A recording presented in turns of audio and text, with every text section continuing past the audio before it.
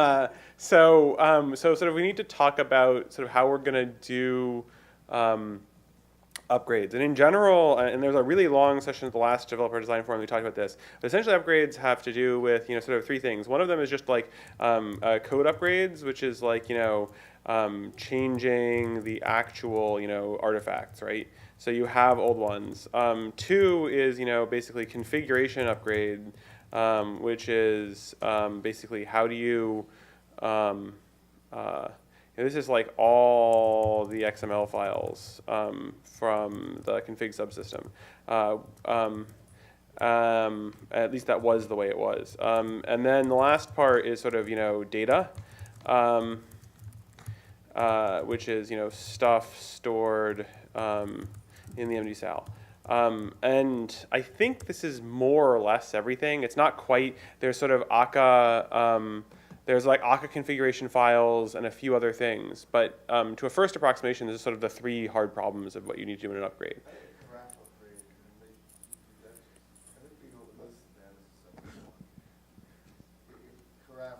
Oh, if you have to upgrade Carafe as part of it? That's a slightly different... Colin, the upgrades have to be kind of tied into the HA redundancy models.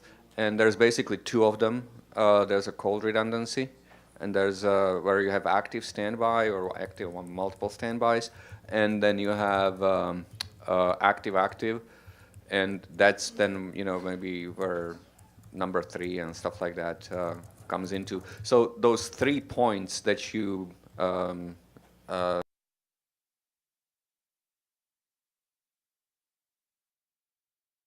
application redundancy models.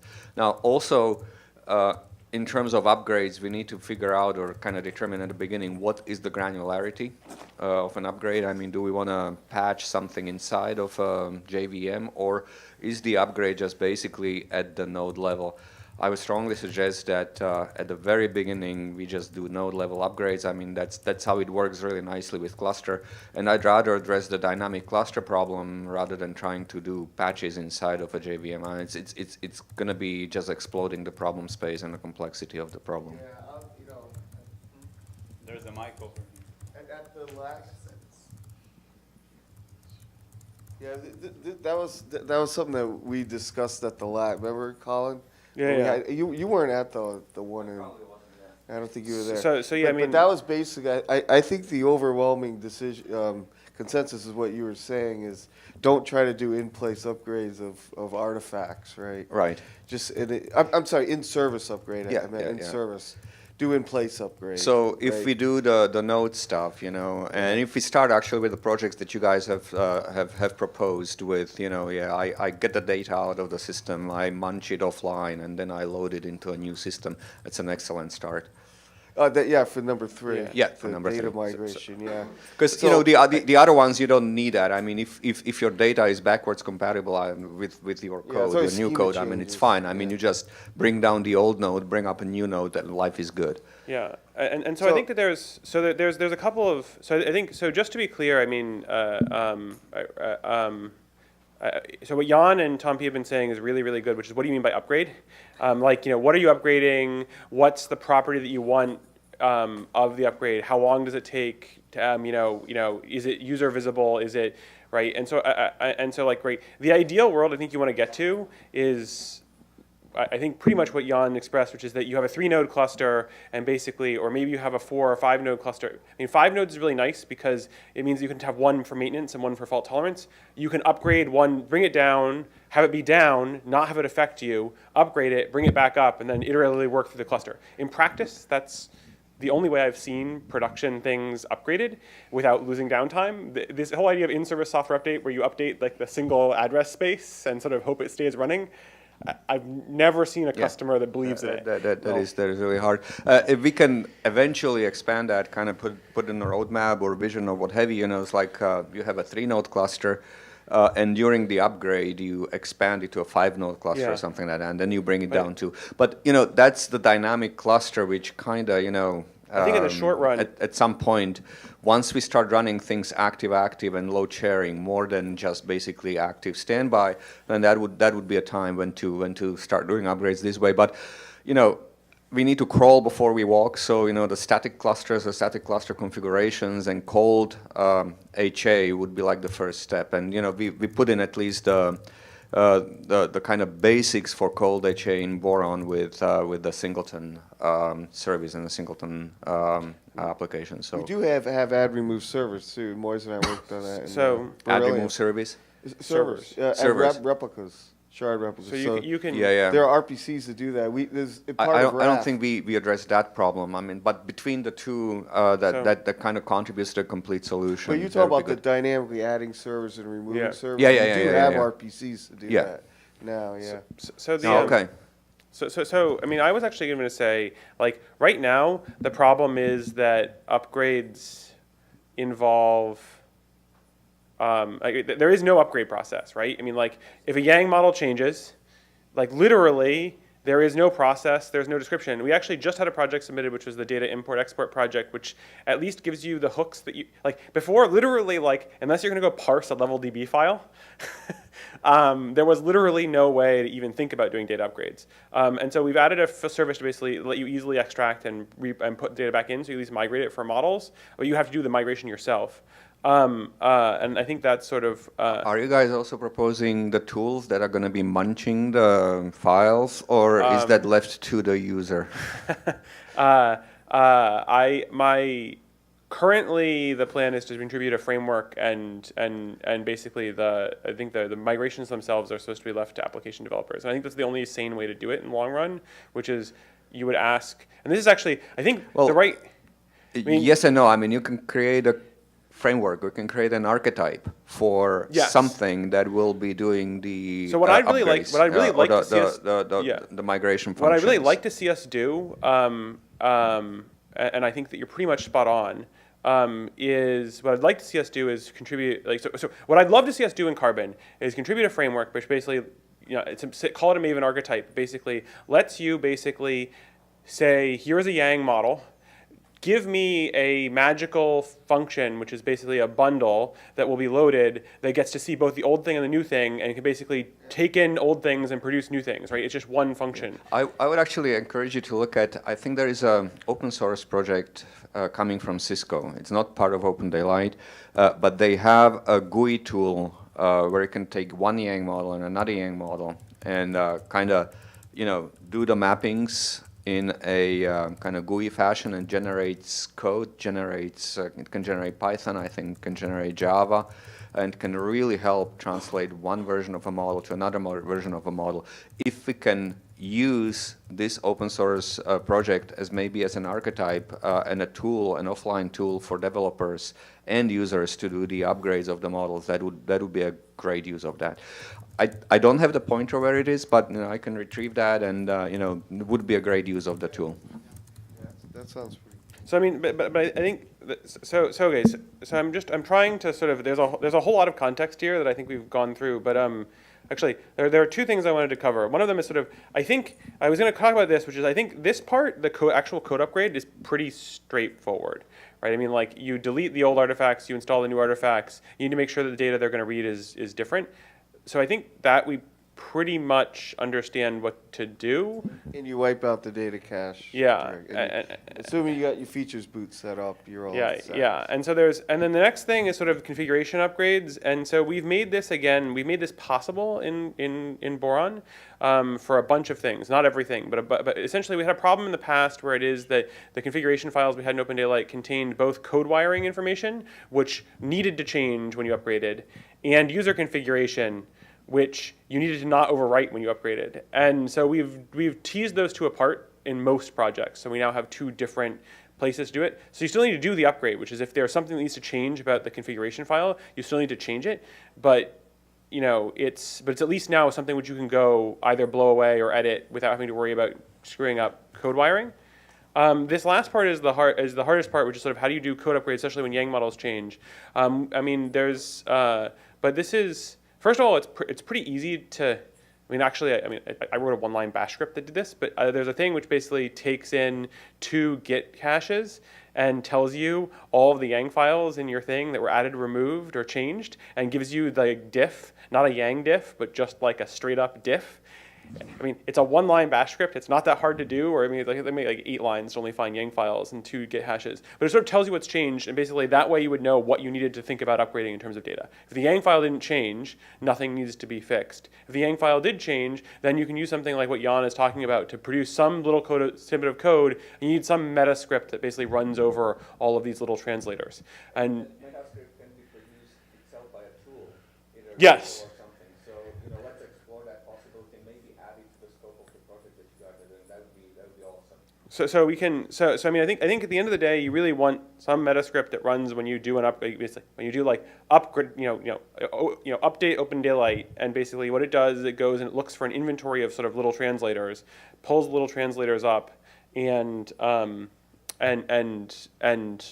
runs all of them against the models that are relevant. Yeah, offline. Or offline or online. I don't think it's offline's probably easier. There's a couple of issues with offline. So okay, the obvious issue with offline is that the offline format that you'd really like to store it in would be JSON. But it is not true that if you take a Yang model data and convert it to JSON and read it back in, that it will be the same. That is not a property which Yang and JSON encoded Yang provides. And so that's frustrating. I have one pointer in case you guys haven't seen this. This kind of problem, schema migration, has been addressed by 2 very popular frameworks in the RDBMS space. Just as a pointer, I obviously understand Yang is different, but there's a thing called Liquibase and a thing called Flyway, which solves this. And they're very, very popular. They're used by millions of projects. So the classical Java Spring Enterprise framework use either one of these very widely. And perhaps just looking at their APIs could be an inspiration. Flyway and Liquibase. They're sort of de facto standards to solve this problem for RDBMSs. On the actual approach and APIs, I think tools would be cool and graphical tools would be cool, but they should be building on top of a very simple migration API. So some OpenDaylight API for live migration that would be sort of give me the objects before, give me the objects afterwards, and then build on top of that tools. The problem is if you start to model a model transformation, which is what this is, right? This is a transformation of a previous version to a new version of a model. If you try to model that before you open a general hook that allows you to just do anything, then you run into problems if your model-to-model transformation is not straightforward. So I think the starting point should be to not think too much about scripts and tools and everything like this, but a very, very open API. I actually think like maintaining 2 versions of a model inside of OpenDaylight is going to be not that trivial. So that's why I would actually, for starters, advocate really the offline tools to the model-to-model translation. I mean, among other things, writing Java code. So go ahead. Well, what if your transformation needs access to other data or something like this? You need to look something up to map something to something else. So online is easier. Right. And just take a dump of the data store with all the models and stuff. But then you need tools that do that for end users. yeah, And, there's and just as one example of it is a pain to do. We did that, but it's a non-trivial problem.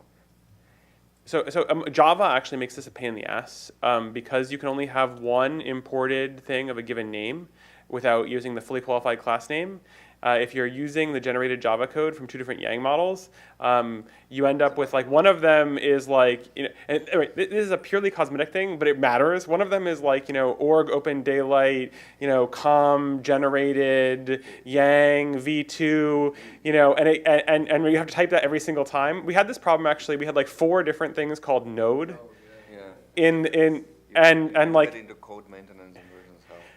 So it's not, it's a trivial thing, but I mean, I agree, there are reasons why I don't see this as a really offline versus online. I mean, the advantage of offline is that you don't have to have this weird like maintenance mode the controller needs to enter, where like the data is all there, but it's all inactive. That's sort of, although you kind of do need that for data export import because you need the controller to quiesce in order to pull it out and to put it in. So like it's not clear that there's a huge advantage either way. I see what you're saying. I understand what you're saying. I understand the point about the Java APIs. I would, from an operational perspective, think that an online mode is easier because it does it sort of transparently. And otherwise, you need to build tools. People have to be aware of them. there's trade-offs. Yeah, but what about data change listeners? No, this would need to run in some special mode. This need to, Yeah, I mean, this- you need. I mean, Well, like, I what do think, you do for data? Do you have to You don't. reinitialize your? Huh? Just don't. Just to have a very special startup mode, migrate, check the version. There's a new version. Move over and don't run anything else. That kind of thing. Well, the way whole community to just develop that very special mode for 1 or 2 releases to get it to a point where it's I mean, seriously, I mean, it's, yeah. I don't. I think getting the maintenance mode. I mean, the maintenance mode just needs to bring up the MD-style data store and all Yang models, and nothing else. And I understand that's non-trivial. Like enumerating all the Yang models you need to pull in is actually the hard part, because and it's not even necessarily known a priori. Like you can, because the control, you know what the Yang models were when the controller was running last, but you don't act. But somebody could type feature install and do something, and which you pull in a new Yang model, and like you wouldn't, and so like you can't do it for everything. But I think building this maintenance mode is not as hard as you would think. We can, and I think you need it either way, which is like even if you're just doing data import export offline, you need to somehow get the controller into a quiescent state in order to do the export. Otherwise, you don't know that you have a good export. well the database restore that we have currently in Yeah. there is what you do is you take the backup file there's a what's it, RPC that does it, and you throw it into a well-known directory, and when the shards are coming up, before they go into the ready state, during recovery, they then will read if that file, they'll read it, and then they'll apply the data. So before any client can get in and do a transaction or attach a listener, we've restored the data. It's sort of that hook point that where it's in a quiescent state at that point, or it's in a startup. So. And I will email out all these notes too. So like I don't know where I'll send them, but they'll be published. The other thing which I wanted to add, and we went through this pretty quickly, which is like actually my intuition is that if we delivered the property that like the downtime of an upgrade was like 30 minutes, I think that everybody would be happy with us. Like even if it was 2 hours, I think it would sort of be what we need something that's automated. If you got automated upgrade to work, you don't need it to be hitless right now. There's a couple things of that. I mean, and you have to differentiate between the operational data and the config data. You can easily go down for 30 minutes or whatever for just the config data because you just stop the configurations and everything's fine. If you want to upgrade the operational data, that's a completely different thing, right? That's where actually hot standby becomes a lot more difficult because you've got actives of a previous version, standbys of a new version, and you've got to do kind of live, what Michael was talking, live to live translation. So, but the thing is, if you take your sweet time on changing the config data offline, then you bring up the new node with the new config data, but you bring up cold, then you fail over to that. It learns the new things. There is a little bit of outage. It's still better than what we've got today. And I was actually proposing I think something even more extreme than that, which is to say like take the entire cluster down, and upgrade it. Which is like, right, and that's not where we want to be in the long run, but as a walk before we run kind of thing, right now to upgrade OpenDaylight, it's a week effort. It's not right. I mean, it's not. I mean, like you literally, yeah. Basically, it's not an upgrade. It is. There is no continuity. You have you have a tiger and you have a banana, and like you eventually replace the tiger with a banana. There's no like trying to push things through. And so moving to the point where literally you could have any kind of automated upgrade, even if it involved taking the controller down for a couple of hours, would be a huge improvement. And we can figure out how to automate that in a way that we can actually then get hitless upgrades over time. But I would say trying to do hitless upgrades of any kind right now seems like, let's do the thing that. Let's walk. And I think we did that in Boron with the switch over to Blueprint. No, because if you change number one, number two. We haven't done number 3. So the problem is okay. No, so I know number 3, but we've handled 1 and 2. Yeah, no, 1 and much. 2. So there's 3 things you have to do. You have to basically lay out. You have to take down the old controller. You have to create a new controller. You have to enumerate all of the configuration files which need to be migrated. Do any transformations on those config files that need to be done, which I don't think we know how to either enumerate them or how to do the transformations yet. Then you have config to system files. Yeah, talking no, about yeah, the yeah, but config like, well, system. like, so like, say you need to, I mean, like, if you add a new configuration knob that's mandatory but has like a default value or something like that, like if something about the configuration you're expecting changes, you need to somehow allow people to specify that. Or if like a value is no longer legal, like you're eliminating a configuration knob from a service, like you need a way to remove that configuration knob from the config files that you had before, or something, right? You need some way, eventually you will need to make changes to config files, and you need some way to do that with a hook. Similarly, if you changed a Yang model, you need a way to modify the existing data so that way it's compatible with a new Yang model. And so like that's the part which I think is we don't Well, we're have. moving away from config files, right? So I mean, some Well, people, you're still going to have some configuration that sits somewhere, right? I mean, the the whole code wiring is in the bundle, so that gets upgraded. but there are some We're moving to the data store. Sure, Store so- your user configuration for your code in the data store. I think Tom is saying 2 becomes 3. Fair enough. Right, exactly. That's right. I think we've handled 1 and 2. Can I But ask 2 a becomes question? 3. When you mentioned configuration, it's really the configuration in the data store, because we really have to differentiate between the configuration data store and the operational data store, right? And that's where the HA model comes to play, because if you have cold HA, you still upgrade the configuration, but you don't upgrade the operational, right? And I think, well, and so we provide the option, just to be clear, we provide the option to either, I think you already need to upgrade everything, even if you do cold, you have to upgrade everything that's persisted, and there are people that persist their operational store. It's not operational anymore, it's configuration. Fair enough. But no, but you're exactly right, but I think the bit to look at is not whether it's configure operational, but whether it's persisted. It becomes operational for us. I mean, configuration. Sure. No, I agree 100%. I'm just saying, like, the bit you want to look at is whether or not it's persisted, not necessarily whether it's named config or operational. So you were Question. saying except here for number 2. There are a few things, like you talk about the Akka, right? Akka, we already handle upgrade for that. We have the factory Akka file that we always overwrite on a feature reinstall. And that has all the knobs. So basically the one that the user changes under configuration initial is just the stuff that users have to change. Seed node, host name, and the role name. All the rest of the other stuff is That's down not in gonna the change a lot. factory. Yeah.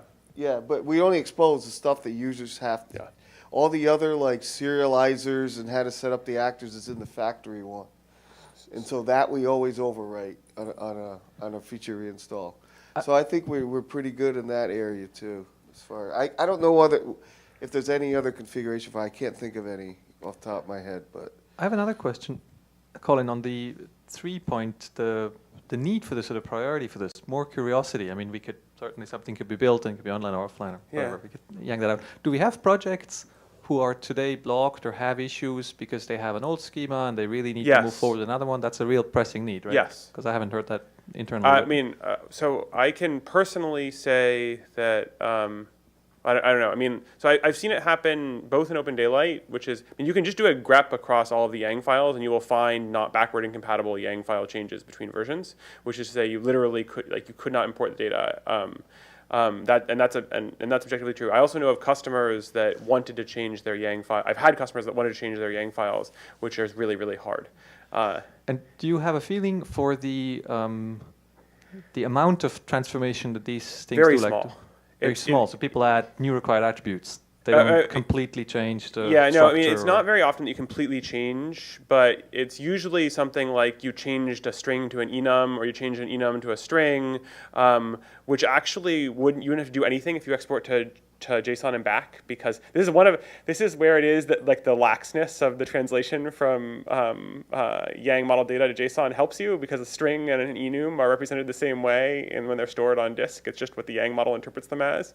So like there's other things but there are definitely places where, you know, people have changed something from being a blank to a list of blank. Right, because you need more than one of it, and so like these are the common kinds of changes which are, I mean, it's obvious how to handle them when you look at it, but it's also not zero effort. So for those kind of almost trivial transformations, if we had a hook with some sort of API, whether offline or online, to be able to automate them would be fun eventually. Yeah, no, I mean that's the really cool part would be to go parse the Yang file and basically suggest the obvious fix. In the short run, my suspicion is that these are trivial enough that you really just want to write a translator that says, like, for every instance of X, please, just do this. And I could imagine actually doing like a really, really, really simple DSL where you basically just said, like, old field name, new field name, literally like a .ini file that was like old field name equals new field name, and like that was your script, like, and you wrote that was your code, and you wrote a compiler which just reads that in and does the translation. For 90% of things, that's probably sufficient. Yeah, you could automate stuff like in a past project with previous code. We kind of did. We had an XML-driven database migration thing where you could do a simple thing like that, like, write this attribute to this attribute because I renamed it, But the more complicated ones is you take a whole subtree and you move it. Yeah, I mean, there's Come also over here. You just can't automate that. I mean, so I think we're also at time. I actually think, Is go it ahead. the case that the old and new versions of these Yang models? Well, when we're doing an upgrade, we do, because we actually. Okay, then you don't necessarily have to have extreme intelligence to parse the Yang models. If you have someone who knows old version, new version, here is the script, essentially, an automatable Yes. script. But you don't have to have the super intelligence. No.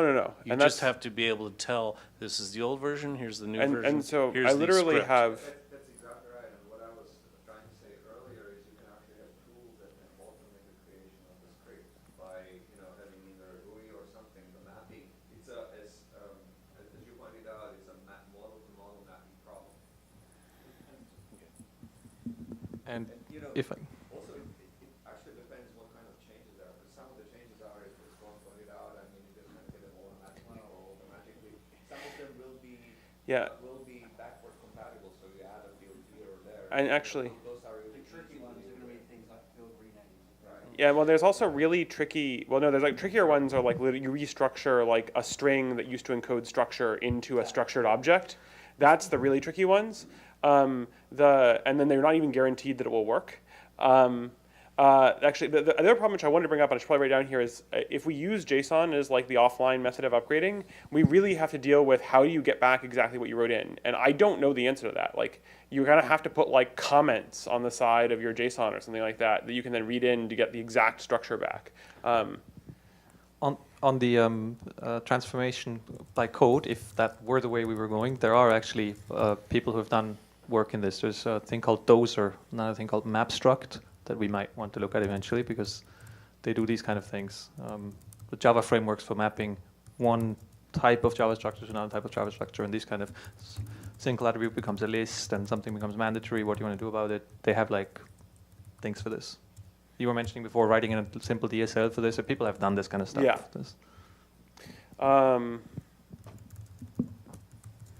Yeah, and so like JSON like loses information about what the types. And actually, you can even the canonical example is like unions, which is like and this is a weird property of how we've done things, but like you can create an object in Java which has a union, which is like so. The way that Yang is written is like the first listed union, which it matches the requirements, is what it is. So if you say it's either an enum or a string, and enum is first, and it matches the enum, then it will be one of the enum elements. It will be an enum, and it will not be a string. But in Java, because we have the ability to create it, you can actually create a string, which is one of the enum values. And so you write it out to JSON. It was a string when you wrote it out, and when you read it back in from JSON, it will be an enum by definition of how you're supposed to parse Yang data back into a structure. So that you need to fix. I don't know how we fix that. That seems like a really weird case. It's gonna kill you. Eventually, you're gonna run into something a really weird bug that you really don't understand. You're gonna be like, But what is the that hell? bad Yang design to have like unions that conflict like that? Yes. Perhaps, but it's I don't- more subtle than that. I mean, like there are more subtle examples than just that one. Yeah, probably. Okay, and I think lunch is now, so I'm not going to get between people on lunch. Board in the MD Sal. And I think this is more or less everything. It's not quite, there's sort of Akka, there's like Akka configuration files and a few other things. But to a first approximation, this is sort of the three hard problems of what you need to do in an upgrade.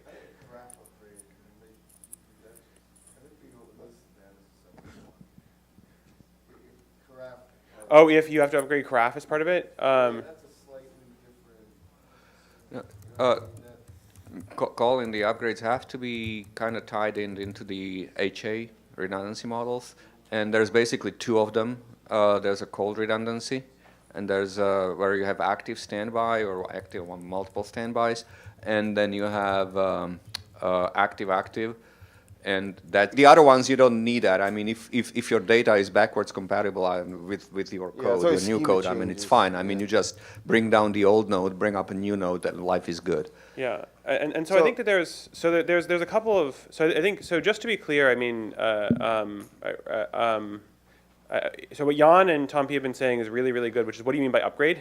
Like, what are you upgrading? What's the property that you want of the upgrade? How long does it take? Is it user visible? Is it, right? And so like, right, the ideal world I think you want to get to is, I think pretty much what Jan expressed, which is that you have a 3-node cluster and basically, or maybe you have a 4 or 5-node cluster. I mean, 5 nodes is really nice because it means you can have one for maintenance and one for fault tolerance. You can upgrade one. Then, maybe where number 3 and stuff like that comes into. So those 3 points that you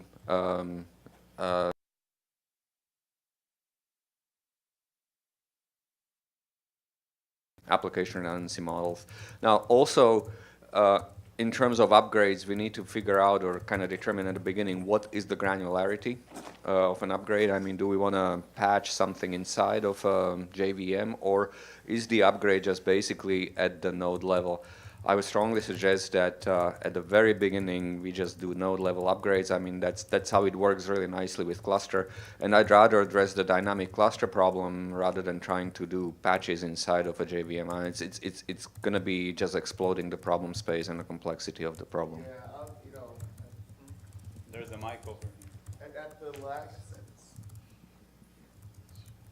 yeah, that was something that we discussed at the lab. Remember, Colin? Yeah. You weren't at the one in.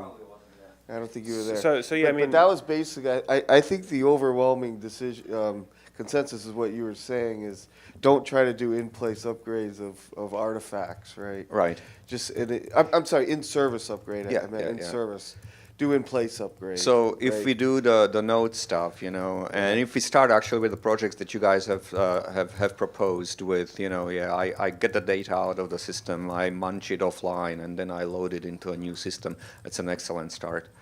Yeah, for number 3. Yeah, for the number data 3. migration. Yeah. Because So sort of we need to talk about sort of how we're going to do upgrades. And in general, and there's a really long session at the last developer design forum we talked about this, but essentially upgrades have to do with, sort of 3 things. One of them is just like code upgrades, which is like, changing the actual, artifacts, right? So you have old ones.